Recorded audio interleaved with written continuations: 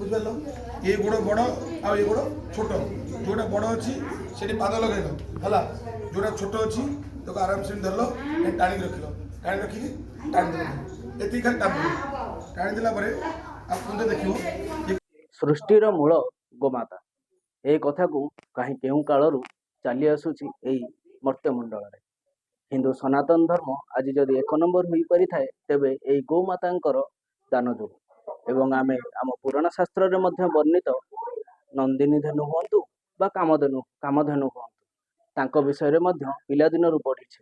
କିନ୍ତୁ ଆଜିର ଏହି ବୈଜ୍ଞାନିକ ଯୁଗରେ ଗୋମାତାଙ୍କୁ ଯେମିତି ଅଣଦେଖା କରାଯାଉଛି ଆଉ ଗୋମାତାଙ୍କ ପ୍ରତି ଥିବା ଅବହେଳା ମନୋଭାବ ଯୋଗୁଁ ସୃଷ୍ଟି କ'ଣ ସତରେ ଦିନକୁ ଦିନ ଡୁବିବାରେ ଲାଗିବ କି ଏବଂ ମଣିଷ ଜାତି କ'ଣ ଦିନକୁ ଦିନ ସତରେ ଗୋମାତାଙ୍କ ବିନା ଶ୍ରୀହୀନ ହୋଇଯିବ କି? ଏହି କଥାକୁ ମୁଖ୍ୟ ଲକ୍ଷ୍ୟ କରି ଏବଂ ଗୋମାତାଙ୍କର କିଭଳି ଭାବରେ ଆହୁରି ଆଦୃତ ହୋଇପାରିବ, ତାଙ୍କର ସେବା କିଭଳି ମଣିଷ ଆହୁରି ଅଧିକ କରିପାରିବ, ସେ ନେଇ ଗୋଗ୍ରାମ ଓଡ଼ିଶା ତରଫରୁ ଏହି ଅଳଗୁମ ଠାରେ ଏକ ଚିକିତ୍ସା ଶିବିର, ପଞ୍ଚଗବ୍ୟ ଚିକିତ୍ସା ଶିବିର ଏବଂ ଗୋମାତାଙ୍କୁ କିଭଳି ଭାବରେ ଅଧିକରୁ ଅଧିକ ସେମାନଙ୍କର ସେବା କରି ମଣିଷ ଜାତି ନିଜକୁ ବଞ୍ଚେଇ ରଖିବା ସହିତ ସୃଷ୍ଟିକୁ ବଞ୍ଚେଇ ରଖିବ ସେ ସମ୍ପର୍କରେ ଅଧିକ ଆଲୋଚନା କରାଯାଇଥିଲା। ଆମ ସହିତ ଅଛନ୍ତି ଗୋଗ୍ରାମ ଓଡ଼ିଶାର ଅଧ୍ୟକ୍ଷ ଶ୍ରୀଯୁକ୍ତ प्रदीप कुमार त्रिपाठी। चलतु सहित आलोचना करिया। आज्ञा स्वागत करिया। नमस्कार, जय गोमाता, जय जगन्नाथ। कौन कहबे गोमाता वर्तमान परिस्थिति को? आज हूँ पवित्र गुरु पूर्णिमा।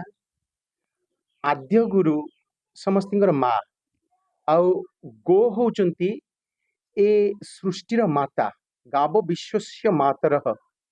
तेणु प्रथम माँ जेहेतु गुरु गुरु पूर्णिमा रे आमे ए जागरण आमर साक्षीगोपाल रे अळुगुम स्थित बारबाटी काठी पड़िया ठारे आरंभ करिचु। आम वार्ता देवाक चाहूँ जे गो होचंती सृष्टि स्थिति रो हेतुभूता, विश्वपोषिणी एवं गोमातांकर सुरक्षा संवर्धन हेले समग्र जीव जगत सुरक्षित रहिबो। गो बिहुने जीव जगतर कौन गति नहीं। अतः आमे लोकंकर जो धीरे धीरे धीरे धीरे गोमाता प्रति से माने अश्रद्धा भाव प्रकाश करुचंती।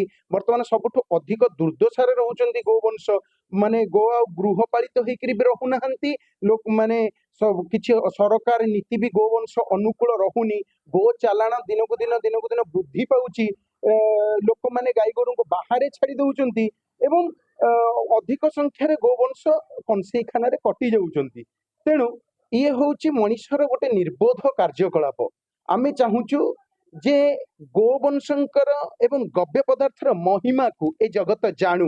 गोवंश को मनीष जो कईटा टंका बदल रे कंसेई को बिकी दउची मनीष अर्थ पछरे गोटे निर्बोधंक भली धावमान होउची। गोर गव्य पदार्थ होउची उपार्जनर उत्स। धनं में गोधनं प्राहु बोली कहा जाइची।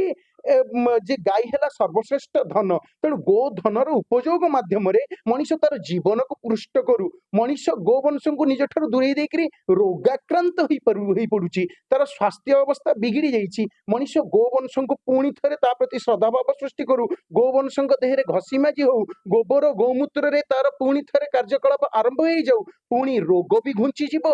मनीषर मनोविकार जो सृष्टि होची गोवंश को हरईकरी एवं गव्य पदार्थ क्षीर दही छेना घी एसबू न खाई तार सात्विकतार प्रवाह आसुनी। घोर तामसिकता, निद्रा, आलस्य, दीर्घसूत्रता ये जो तामसिक गुण गुड़ाक मन भितर व्यापिक रही। गो एवं गव्य पदार्थ क्षीर दही छेना एगुड़ाक सब खाई गोवंशंकर संस्पर्श रही ए सब दूर हो पार। आमे स्वास्थ्य समृद्धि पथरे आगे जावा। प्रकृति पर्यावरण पुणी हसिब। आउ दरकार आज गो महिमा को विस्मरी जाइथिबा मनुष्य को पुणी सचेतन करवा। तेणु आमे गोमाता को लेकर सामाजिक अर्थनैतिक चैतिक बौद्धिक अभ्युदय पई गो विज्ञान प्रशिक्षण जागरण अभियान आरंभ करिचु। गोग्राम तरफ आमर ए धारा जारी रही एवं आज एथिरे अनेक प्रशिक्षार्थी आसिक प्रशिक्षण नहीं संकल्प करिसेंती। सचेतनता कार्यक्रम रे निजर कार्यक्रम जारी रखिबे एवं गोटे स्वास्थ्य शिविर पंचगव्य स्वास्थ्य शिविर एथिरे अनेक रोगी माने आसिक जीवनचर्या को ठीक सुधारिबा सहित କେମିତି ଗୋବଂଶଙ୍କର ଆଧାରରେ ନିଜକୁ ସୁସ୍ଥ ରଖିପାରିବେ ସେଥିପାଇଁ ସେମାନଙ୍କୁ ପ୍ରଶିକ୍ଷଣ ଦିଆଯାଇଛି, ତାଙ୍କର ଚିକିତ୍ସା ମଧ୍ୟ କରାଯାଇଛି ଏବଂ ଆଗକୁ ଏ ଧାରା ଗୋଗ୍ରାମ ଓଡ଼ିଶା ତରଫରୁ ଜାରି ରହିବ। ସମସ୍ତଙ୍କର ସହଯୋଗ ହେଲେ ଗୋବଂଶ ନିଶ୍ଚିତ ଭାବରେ ତାଙ୍କର ଉପଯୁକ୍ତ ସମ୍ମାନ ପାଇପାରିବେ। ଗୋମାତାଙ୍କୁ ଦାନ ନୁହେଁ, ଗୋମାତାଙ୍କୁ ସମ୍ମାନ ଦରକାର। ଜୟ ଗୋମାତା, ଜୟ ଜଗନ୍ନାଥ। ନିଶ୍ଚିନ୍ତ ଭାବରେ ଯୋଉ କଥା କହୁଥିଲେ, ଗୋମାତାଙ୍କୁ ଦାନ ନୁହେଁ ସମ୍ମାନ ଦରକାର। ଗୋମାତା ହିଁ ସୃଷ୍ଟିର ଆଧାର ଏବଂ ମଣିଷ ଜାତିର ଉନ୍ନତିର କାରଣ ହିଁ ଗୋମାତା। ତେବେ ଆମ ସହିତ ଅଛନ୍ତି ଆଜିର ଯୋଉ ପଞ୍ଚଗବ୍ୟ ଚିକିତ୍ସା ଶିବିର ରହିଛି ତାର ପ୍ରଶିକ୍ଷକ ଅଛନ୍ତି, ତାଙ୍କ ସହିତ ଆଲୋଚନା କରିବା। ଆଜ୍ଞା, ସ୍ୱାଗତ କରୁଛୁ। ସୁଶାନ୍ତ କୁମାର ନାୟକ, ମୁଁ ପଞ୍ଚଗବ୍ୟ ଚିକିତ୍ସକ ପ୍ରଶିକ୍ଷଣ ବି ଦେଉଛି।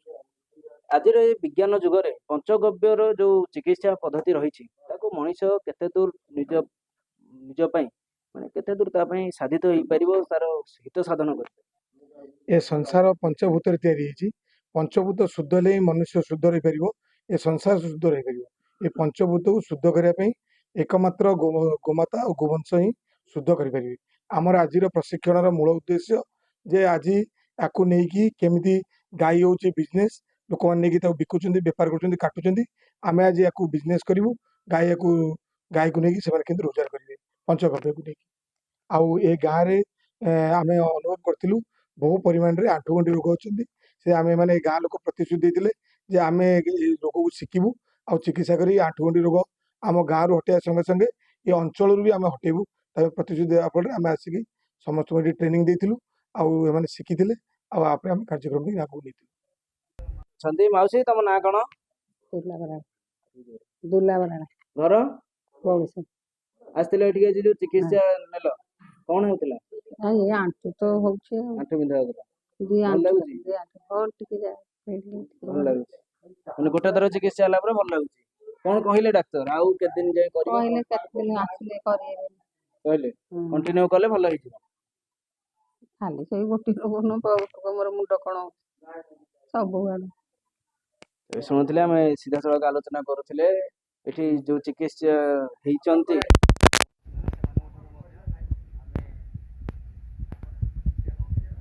କହିଲେ ମାଉସୀ ତାଙ୍କର ଆଣ୍ଠୁ ଗୋଟେ ଥର ଏବେ ଚିକିତ୍ସା ହେଲା ପରେ ଭଲ ଅଛି ଏବଂ ଡାକ୍ତର ମଧ୍ୟ ତାଙ୍କୁ ପରାମର୍ଶ ଦେଇଛନ୍ତି ଆଉ କିଛି ଦିନ ତାକୁ କଣ୍ଟିନ୍ୟୁ କରିବା ପାଇଁ।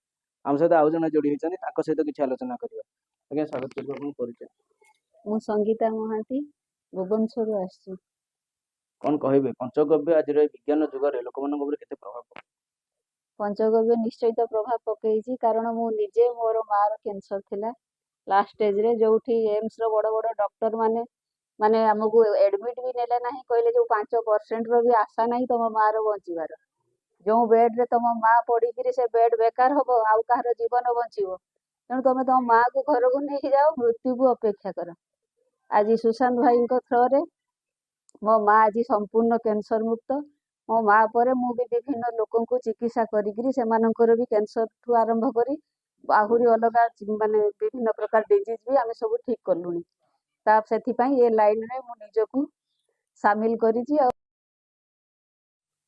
ଆପଣମାନଙ୍କୁ ଆମେ ସିଧାସଳଖ ଦେଖାଉଥିଲୁ ଏବଂ ଆଲୋଚନା କରୁଥିଲୁ ମଧ୍ୟ ଯୋଉ ଗୋଗ୍ରାମ ଓଡ଼ିଶାର ଅଧ୍ୟକ୍ଷ ଏବଂ ପଞ୍ଚଗବ୍ୟ ଚିକିତ୍ସାର ଯିଏ ଥିଲେ ଆଜି ପ୍ରଶିକ୍ଷକ, ତାଙ୍କ ସହିତ ଏବଂ ଯୋଉମାନେ ଏଠି ଚିକିତ୍ସିତ ହୋଇଛନ୍ତି ସେମାନେ ମଧ୍ୟ ନିଜର ଅନୁଭୂତି କହିଲେ ଆଉ ଅନୁଭବ ମଧ୍ୟ ଆମ ସହିତ ଆଲୋଚନା କଲେ। ଏବଂ ଆଉ ଜଣେ ଭଉଣୀଙ୍କ ସହିତ ଆମେ ଯୋଉ ଆଲୋଚନା କଲେ, ସେ କ୍ୟାନ୍ସରରୁ ମଧ୍ୟ ତାଙ୍କ ପରିବାର ଲୋକଙ୍କୁ ଏହି ପଞ୍ଚଗବ୍ୟ ଚିକିତ୍ସା ପଦ୍ଧତି ମାଧ୍ୟମରେ ଉଦ୍ଧାର କରିସାରିଛନ୍ତି, ନିଜର ଅନୁଭୂତିକୁ ବଖାଣୁଥିଲେ। ସତ୍ୟବାଦୀରୁ ହିମାଂଶୁ ମହାପାତ୍ର, OTV।